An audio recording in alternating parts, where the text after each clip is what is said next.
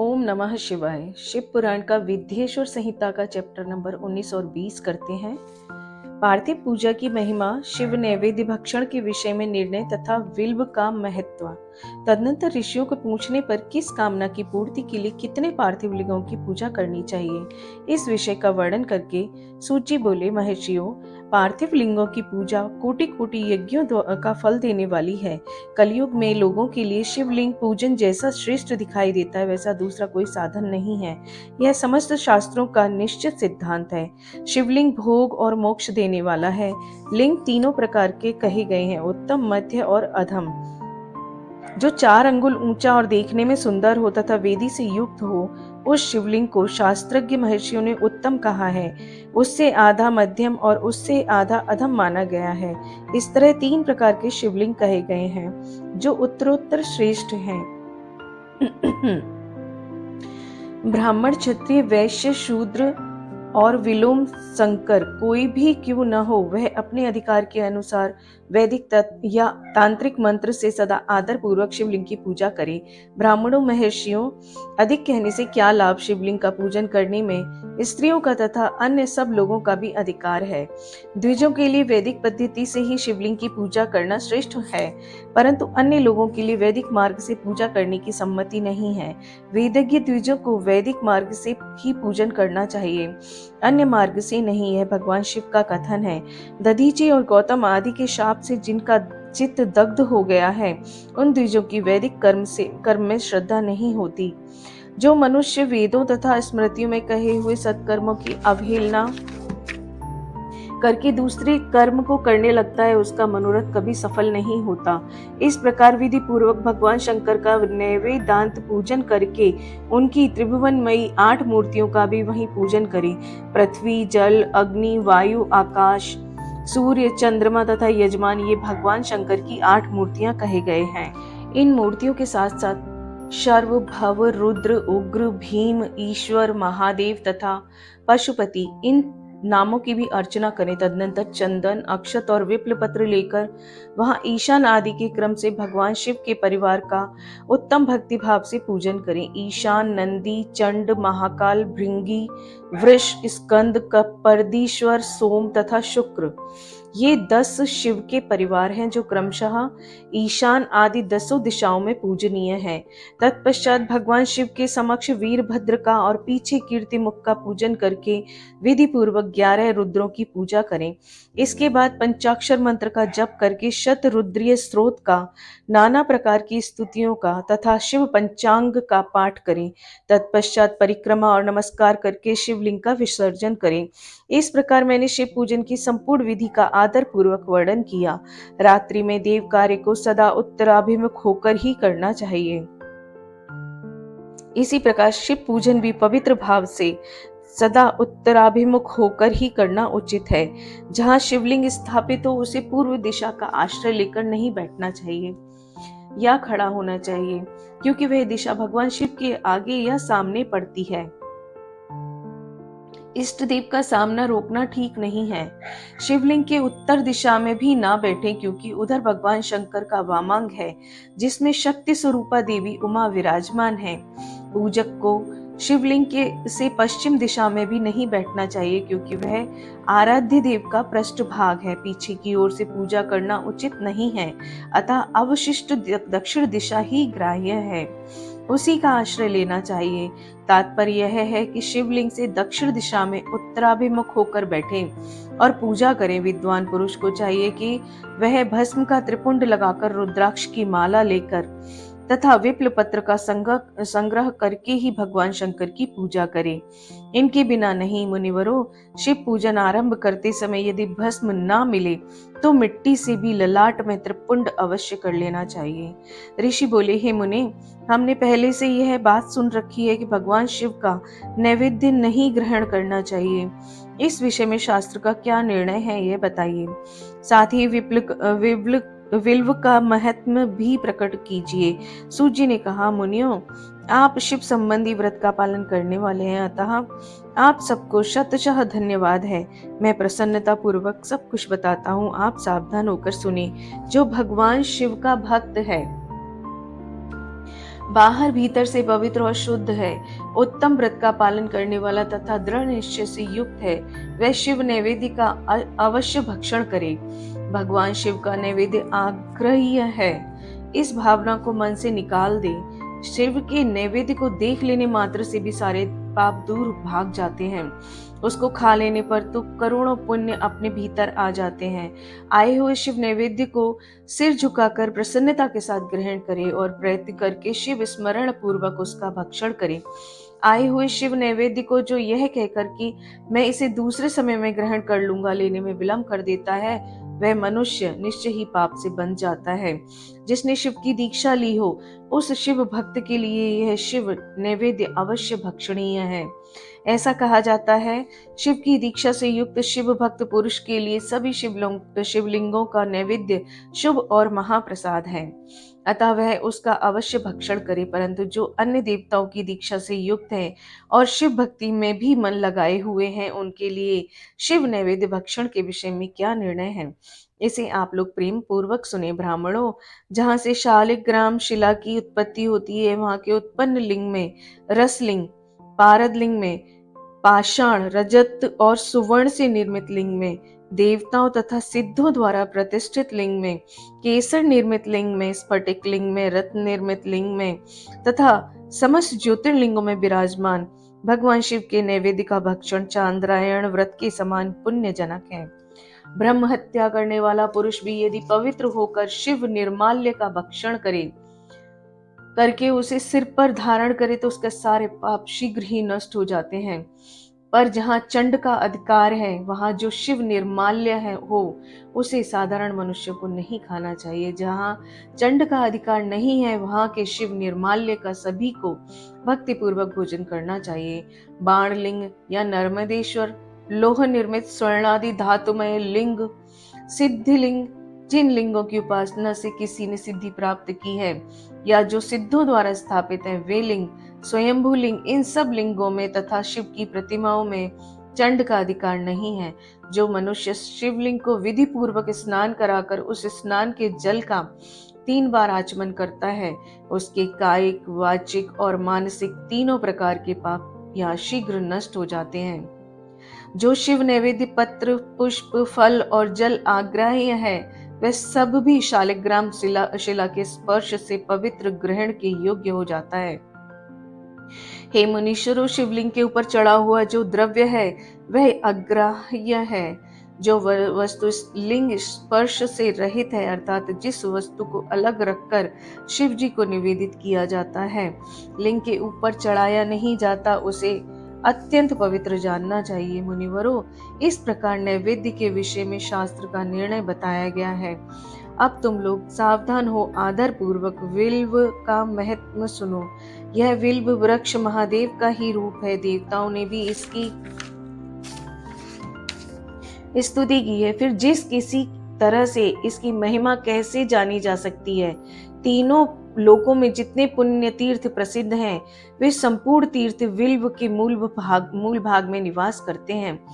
जो पुण्यात्मा मनुष्य विल्व के मूल में लिंग स्वरूप अविनाशी महादेव जी का पूजन करता है, वह निश्चय ही शिव पद को प्राप्त हो जाता है।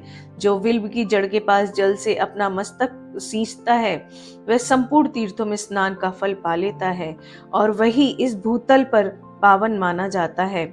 इस विल्व की जड़ के परम उत्तम थाले को जल से भरा हुआ देखकर महादेव जी पूर्णतः संतुष्ट होते हैं। जो मनुष्य गंध, पुष्प आदि से विल्व के मूल भाग का पूजन करता है, वह शिव लोक को पाता है और इस लोक में भी उसकी सुख संतति बढ़ती है। जो विल्व की जड़ के समीप आदर पूर्वक दीपावली जलाकर रखता है, वह तत्व ज्ञान से संपन्न हो भगवान महेश्वर में मिल जाता है। जो विल्व की शाखा थामकर हाथ से उसके नए नए पल्लव उतारता है और उनसे उस विल्व की पूजा करता है, वह सब पापों से मुक्त हो जाता है। जो विल्व की जड़ के समीप भगवान शिव के अनुराग रखने वाले एक भक्त को भी भक्ति पूर्वक भोजन कराता है, उसे कोटि गुना पुण्य प्राप्त हो जाता है।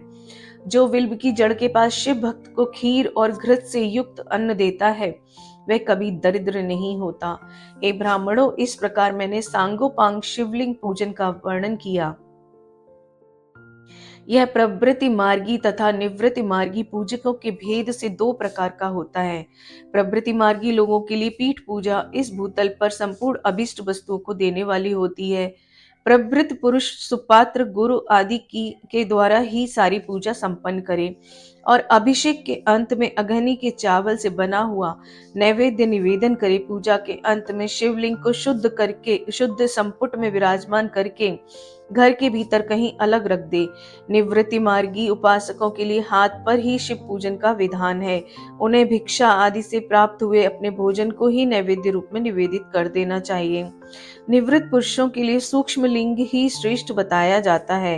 वे विभूति से पूजन करें और विभूति को ही नैवेद्य रूप से निवेदित भी करें।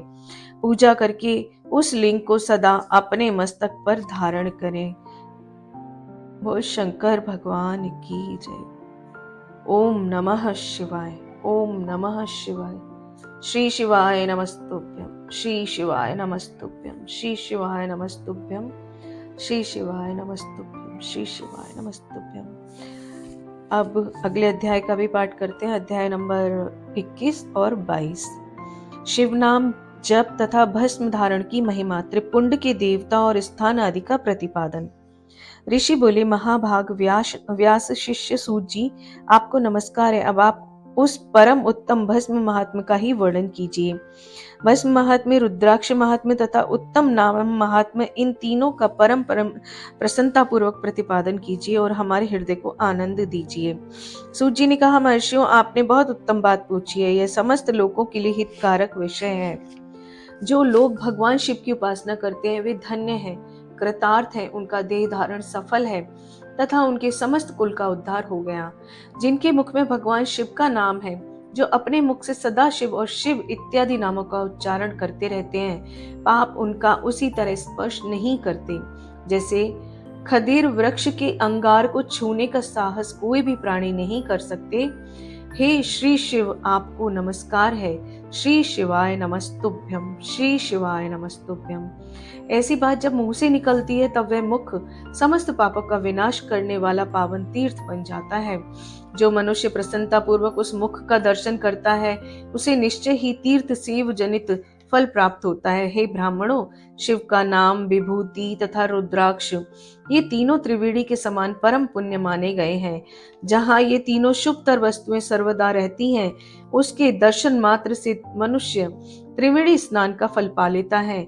भगवान शिव का नाम गंगा है, विभूति यमुना मानी गई है तथा रुद्राक्ष को सरस्वती कहा गया है। इन तीनों की संयुक्त त्रिवेणी समस्त पापों का नाश करने वाली है। श्रेष्ठ ब्राह्मणों, इन तीनों की महिमा को सद्विलक्षण भगवान महेश्वर के बिना दूसरा कौन भली भांति जान सकता है। इस ब्रह्मांड में जो कुछ है वह सब तो केवल महेश्वर ही जानते हैं।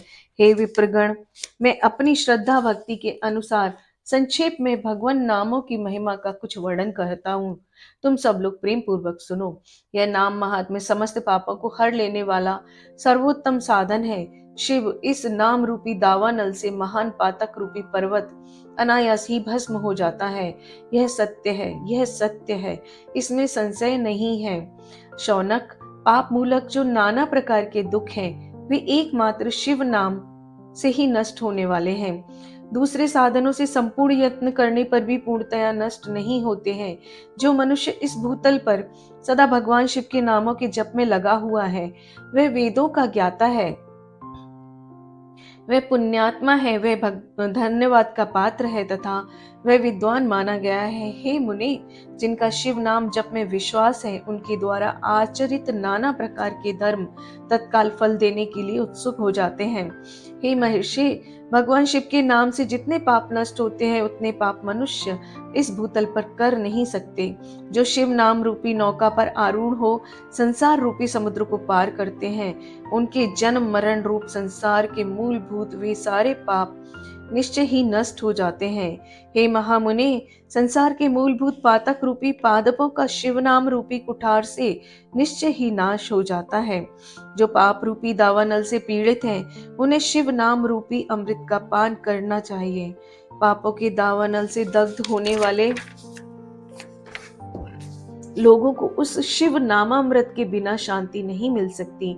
जो शिव नाम रूपी सुधा वृष्टि जनित धारा में गोते लगा रहे हैं, वे संसार रूपी दावानल के बीच में खड़े होने पर भी कदापि शोक के भागी नहीं होते। जिन महात्माओं के मन में शिव नाम के प्रति बड़ी भारी भक्ति है, ऐसे लोगों की सहसा और सर्वथा मुक्ति होती है। हे मुनीश्वर, जिसने अनेक जन्मों तक तपस्या की है, उसी की शिव नाम के प्रति भक्ति होती है, जो समस्त पापों का नाश करने वाली है। जिसके मन में भगवान शिव के नाम के प्रति कभी खंडित न होने वाली असाधारण भक्ति प्रकट हुई है, उसी के लिए मोक्ष सुलभ है। यह मेरा मत है। जो अनेक पाप करके भी भगवान शिव के नाम जप में आदर पूर्वक लग गया है, वह समस्त पापों से मुक्त हो ही जाता है, इसमें संशय नहीं है। जैसे वन में दावानल से दग्ध हुए वृक्ष भस्म हो जाते हैं, उसी प्रकार शिव नाम रूपी दावानल से दग्ध होकर उस समय तक के सारे पाप भस्म हो जाते हैं। हे शौनक, जिसके अंग नित्य भस्म लगाने से पवित्र हो गए हैं तथा जो शिव नाम जप का आदर करने लगा है, वह घोर संसार सागर को भी पार कर लेता है। संपूर्ण वेदों का अवलोकन करके पूर्ववर्ती महर्षियों ने यही निश्चित किया है कि भगवान शिव के नाम का जप संसार सागर को पार करने के लिए सर्वोत्तम उपाय है। हे मुनिवरों, अधिक कहने से क्या लाभ। मैं शिव नाम के सर्व पापहारी महात्मा का ही एक ही श्लोक में वर्णन करता हूँ। भगवान शंकर के एक नाम में भी पाप हरण की जितनी शक्ति है, उतना पातक मनुष्य कभी कर ही नहीं सकता। हे मुने, पूर्व काल में महापापी राजा इंद्रद्युम्न ने शिव नाम के प्रभाव से ही उत्तम सदगति प्राप्त की थी। इसी तरह कोई ब्राह्मणी युवती भी जो बहुत पाप कर चुकी थी, शिव नाम के प्रभाव से ही उत्तम गति को प्राप्त हुई थी। हे द्विजवरों, इस प्रकार मैंने तुमसे भगवान नाम के उत्तम महात्म्य का वर्णन किया है। अब तुम भस्म का महात्म्य सुनो, जो समस्त पावन वस्तुओं को भी पावन करने वाला है। महर्षियों, भस्म संपूर्ण मंगलों को देने वाला तथा उत्तम है। उसके दो भेद बताए गए हैं, उन भेदों का मैं वर्णन करता हूँ, सावधान होकर सुनो। एक को महाभस्म जानना चाहिए तो दूसरे को स्वल्प भस्म। महाभस्म के भी अनेक भेद हैं, वह तीन प्रकार का कहा गया है, श्रौत, स्मार्त और लौकिक। स्वल्प भस्म के भी बहुत से भेदों का वर्णन किया गया है। श्रौत और स्मार्त भस्म को केवल द्विजों के ही उपयोग में आने के योग्य कहा गया है। तीसरा जो लौकिक भस्म है, वह अन्य सब लोगों के भी उपयोग में आ सकता है। श्रेष्ठ महर्षियों ने यह बताया है कि द्विजों को वैदिक मंत्र के उच्चारण पूर्वक भस्म धारण करना चाहिए।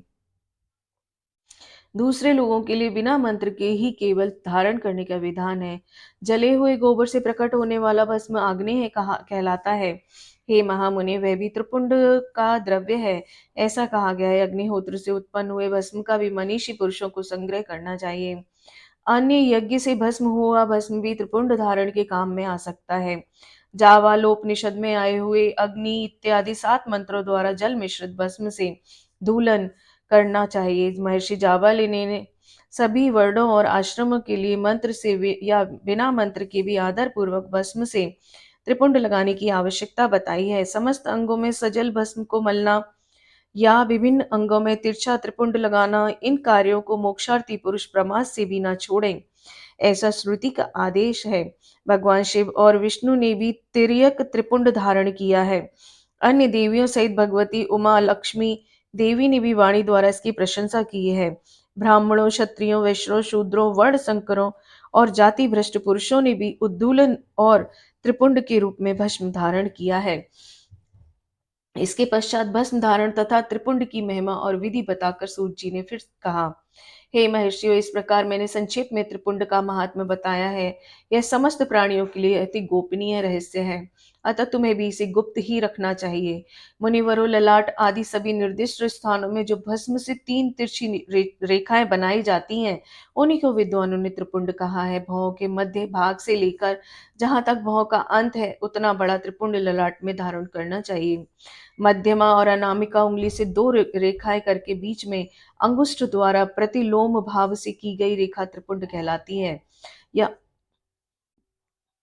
या बीच की 3 उंगलियों से भस्म लेकर यत्न पूर्वक भक्ति भाव से ललाट में त्रिपुंड धारण करके त्रिपुंड अत्यंत उत्तम और भोग और मोक्ष देने वाला है। त्रिपुंड की तीनों रेखाओं में से प्रत्येक के 9 देवताएं हैं, जो सभी अंगों में स्थित है। मैं उनका परिचय देता हूँ, सावधान होकर सुनो। हे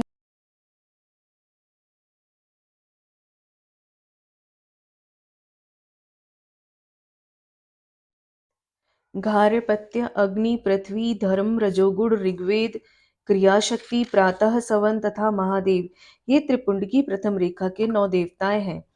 यह बात शिव दीक्षा परायण पुरुषों को अच्छी तरह समझ लेनी चाहिए। प्रणव का दूसरा अक्षर उकार, दक्षिणाग्नि, आकाश, सत्वगुण, यजुर्वेद, मध्यंतिन, सवन, इच्छा शक्ति, अंतरात्मा तथा महेश्वर, ये दूसरी रेखा के 9 देवता हैं। प्रणव का तीसरा अक्षर मकार, आहवनीय, अग्नि, परमात्मा, तमोगुण, द्युलोक, ज्ञान शक्ति, सामवेद, तृतीय सवन तथा शिव, ये तीसरी रेखा के 9 देवता हैं। इस प्रकार स्थान देवताओं को उत्तम भक्तिभाव से नित्य नमस्कार करके स्नान आदि से शुद्ध हुआ पुरुष यदि त्रिपुंड धारण करे तो भोग और मोक्ष को भी प्राप्त कर लेता है। हे मुनीश्वर, ये संपूर्ण अंगों में स्थान देवता बताए गए हैं। अब उनके संबंधी स्थान बताता हूँ, भक्ति पूर्वक सुनो। 32, 16, 8 या 5 स्थानों में त्रिपुंड का न्यास करें। मस्तक, ललाट, दोनों कान, दोनों नेत्र, दोनों नासिका, मुख, कंठ, दोनों हाथ, दोनों कोहनी, दोनों कलाई, हृदय, दोनों पार्श्व भाग, नाभि, दोनों अंडकोश, दोनों उरु, दोनों गुल्फ, दोनों घुटने, दोनों पिंडली और दोनों पैर, ये 32 उत्तम स्थान है। इनमें क्रमशः अग्नि, जल, पृथ्वी, वायु, 10 दिक् प्रदेश, 10 दिक्पाल तथा 8 वसुओं का निवास है। धर, ध्रुव, सोम, आप, अनिल, अनल, प्रत्युष और प्रभास, ये 8 वसु कहे गए हैं।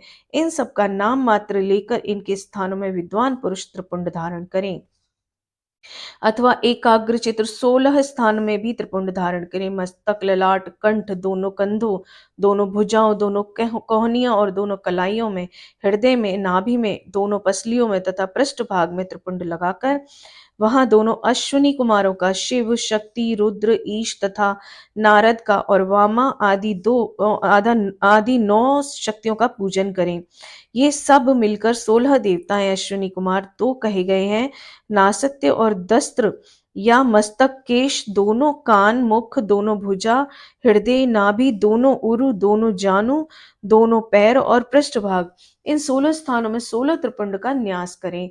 मस्तक में शिव, केश में चंद्रमा, दोनों कानों में रुद्र और ब्रह्म, मुख में विघ्नराज गणेश, दोनों भुजाओं में विष्णु और लक्ष्मी, हृदय में शंभु, नाभि में प्रजापति, दोनों उरों में नाग और दोनों नाग कन्याएं, दोनों घुटनों में ऋषि कन्याएं, दोनों पैरों में समुद्र तथा विशाल पृष्ठ भाग में संपूर्ण देव तीर्थ देवता रूप से विराजमान है। इस प्रकार 16 स्थानों का परिचय दिया गया है। अब 8 स्थान बताए जाते हैं। गोय स्थान, ललाट, परम उत्तम, कर्ण युगल, दोनों कंधे, हृदय और नाभि, ये 8 स्थान है। इनमें ब्रह्मा तथा सप्तऋषि, ये 8 देवता बताए गए हैं। मुनीश्वरों, भस्म के स्थान को जानने वाले विद्वानों ने इस तरह 8 स्थानों का परिचय दिया है। अथवा मस्तक, दोनों भुजाएं, हृदय और नाभि, इन 5 स्थानों को भस्म वेत्ता पुरुषों ने भस्म धारण करने के योग्य बताया है। यथा संभव देश काल आदि की उपेक्षा रखते हुए उद्वेलन को अभिमंत्रित करना और जल में मिलाना आदि कार्य करें। यदि उद्वेलन में भी असमर्थ हो तो त्रिपुंड आदि लगाएं। त्रिनेत्रधारी तीनों गुणों के आधार तथा तीनों देवताओं के जनक भगवान शिव का स्मरण करते हुए नमः शिवाय कहकर ललाट में त्रिपुंड लगाएं। ईशाभ्याम नमः ऐसा कहकर दोनों पार्श्व भागों में त्रिपुंड धारण करें। बीजाभ्याम नमः यह बोलकर दोनों कलाइयों में भस्म लगाएं। पितृभ्याम नमः कहकर नीचे अंग में, उमेशाभ्याम नमः कहकर ऊपर के अंग में तथा भीमाय नमः कहकर पीठ में और सिर के पिछले भाग में त्रिपुंड लगाएं। अध्याय 22 और 21 समाप्त।